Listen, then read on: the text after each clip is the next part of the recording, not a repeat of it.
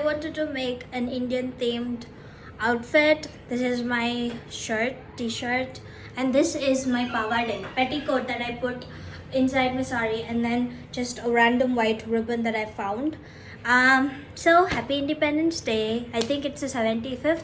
See, I don't even know what the number of years of independence that we have. Assuming that 75 is the right number, so 75th Independence Day celebration to every one of us. But let's just think about it. What do we even know about the struggles of independence? Now, I studied in KV Mysore, which is a central school, and to be honest, I was one of the studious people there, one of the 10 toppers, you can say, and also a exclusive bookworm. So whatever I have studied in the textbooks that was given is all that I know about it. Now, every time anything about independence and stuff was discussed in my house, my parents were always too negative about it. They were like, oh, the Mughals did this, the British did that, and I was always this happy go around kid. I never wanted any negativity around me, so I would basically just shun that off.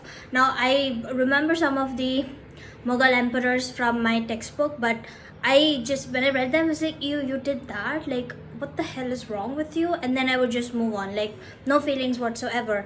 And then the British Empire. Now, during the whole schooling year, I was only concerned about remembering the dates of the wars, the dates of the birth and death of some of the fighters, and Bhagat Singh and others, and that's it. That was my main focus when I was a student.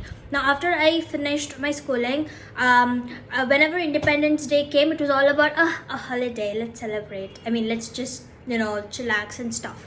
And well, going forward, now what? I'm still the same. Today is Independence Day. Shank and I did not bother even getting up early, and we were just chilling, which is very negative thing. So I don't want that to be the day of celebration. Like, yes, we got independence, but what does that even mean? How many lives did we lose? What is it that India lost when the British and the Mughals came? Okay, you know what? Right now, the Independence Day is from the British Empire, not from the Mughals. So even leaving that, right? So what did they give us? What did they take from us? What did we lose and what did we gain, right? There's so many things. I have a lot of things in my brain, but I don't even know how to put it in words. For instance, they gave us English. Now English has become the official language, but that has also caused us not to be motivated enough to learn any other language. For instance, I am a Tamilian, and I by blood, okay, I'm a Tamilian by blood, and I'm a Kannadiga by birth. Like, I have been in Mysore for ever, and I'm also a Kannadiga now by marriage, but I don't even know how to read, write Kannada, and some would even argue that I don't even speak Kannada well.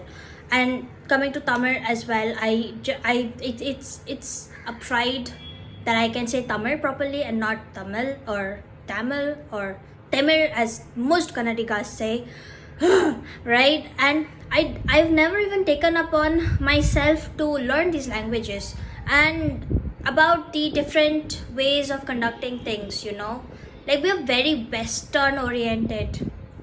I'm not complaining, but we're losing ourselves, right?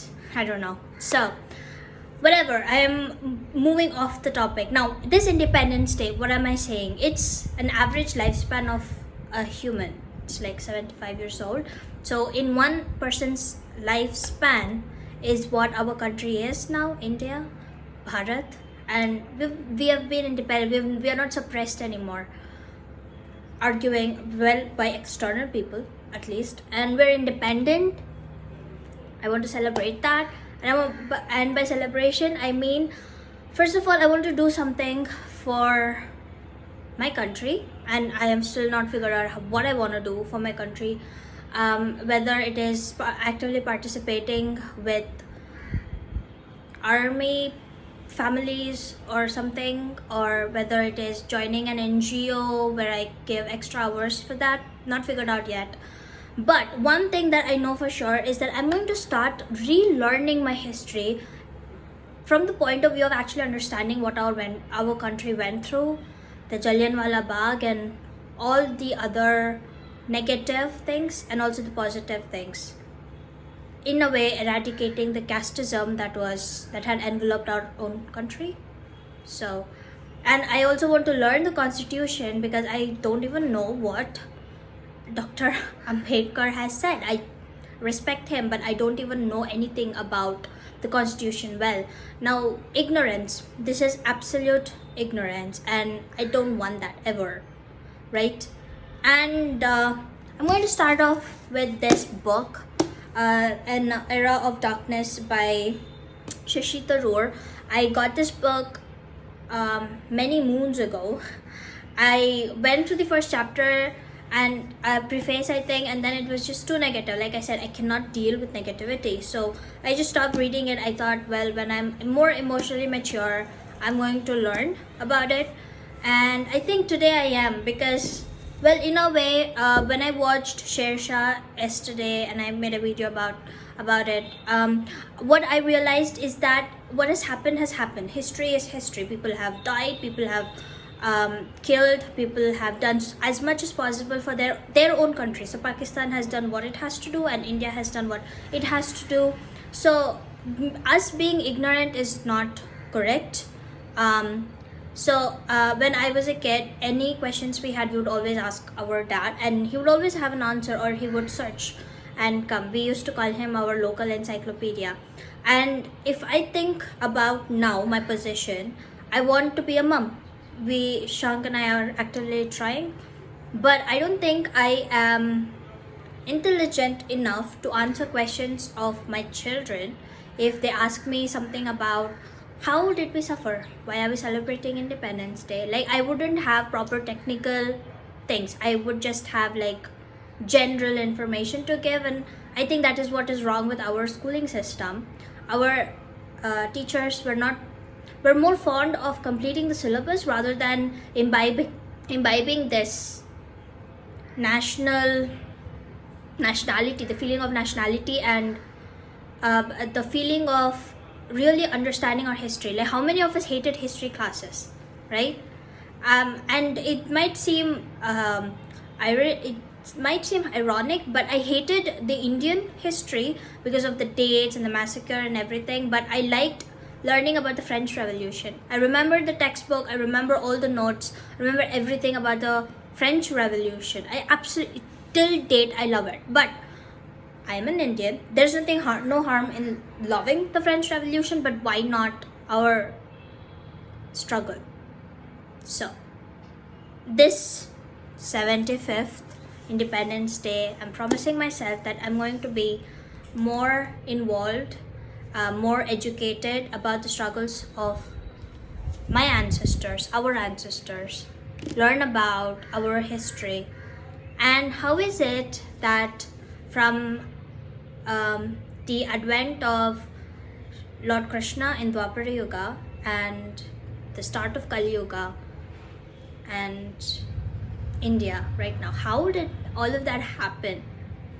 I want to look at it from a spiritual perspective also, because when Parikshit Maharaj was there, he was learning Srimad Bhagavatam from Shukadeva Goswami, and then patak, the whole thing started. Everything we know, Darwinism and whatnot, right? Everything started. So I'm really curious about what that is. So, happy Independence Day to all my fellow Indians, whether you are in India or outside. Be proud of our country. Be respectful of which country you are in right now, but always hold your country in your heart. Hare Krishna and happy Independence Day. Jai Hind.